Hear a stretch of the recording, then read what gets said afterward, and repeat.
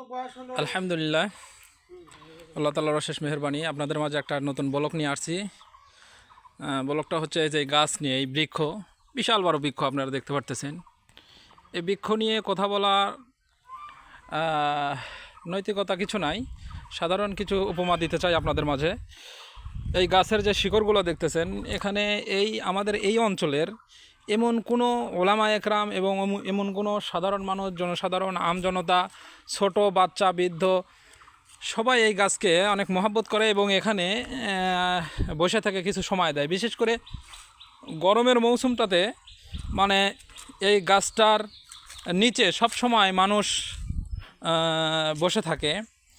আপনারা জানলে অবাক হবেন, একটা সময় এই গাছের এই পাশে, চতুর্পাশে যে দেখতেছেন, এটা হলো মূলত তসিরের তালতলা হিসাবে পরিচিত লাভ করে সর্বপ্রথম।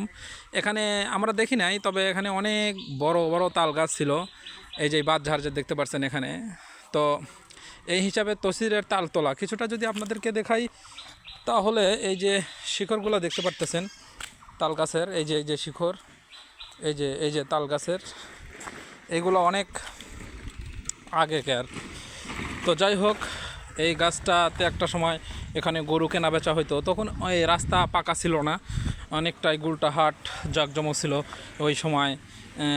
তখন আমরা দেখছি ছোটোবেলা যে এখানে গরুর দালালরা এসে থাকতো, গরু এখানেই কেনা বেচা হয়ে যেত, সবসময় একটা জমজমাট থাকতো। কিন্তু এখন রাস্তাঘাট হয়ে যাওয়ার কারণে অনেকটাই দ্বিধাদ্বন্দ্বের মধ্যে মানুষ পড়ে গেছে। গুলটাহাটও আগের তুলনায় আর তেমন একটা সচ্ছল না, যার ফলে আমাদের এই বট গাছটা এখন আপাতত নীরব।